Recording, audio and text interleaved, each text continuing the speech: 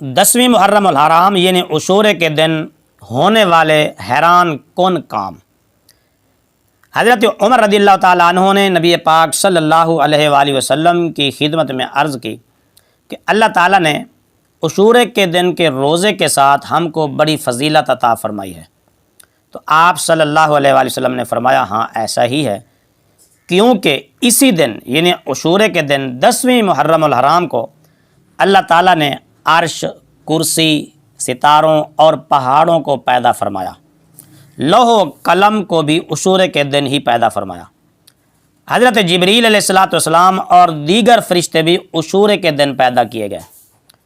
حضرت آدم علیہ السلام اور حضرت ابراہیم علیہ السلام کو بھی اللہ تعالیٰ نے عشورے کے دن پیدا فرمایا۔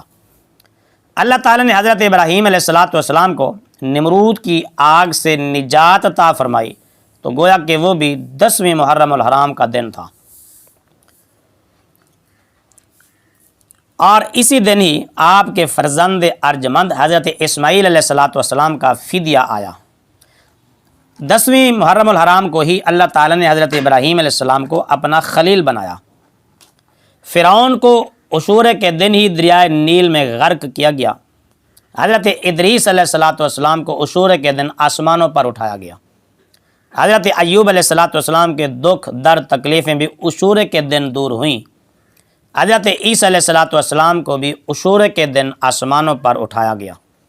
حضرت عیسیٰ علیہ السلام کی پیدائش بھی عشورے کے دن ہے۔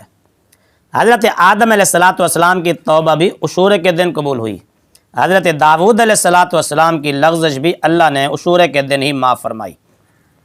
حضرت سلیمان علیہ السلام کو اللہ تعالیٰ نے جنوں اور انسانوں پر حکومت بھی عشورے کے دن یعنی 10ویں محرم الحرام کو عطا فرمائی۔ اور اللہ رب العزت نے عشورے کے دن ہی عرش پر تمکن فرمایا، یعنی عرش پر استوا فرمایا، اور قیامت بھی عشورے کے دن قائم ہوگی۔ آسمانوں سے سب سے پہلی جو بارش نازل ہوئی وہ بھی 10ویں محرم الحرام کا دن تھا، یعنی عشورے کا دن، اور آسمانوں سے پہلی رحمت بھی عشورے کے دن نازل ہوئی۔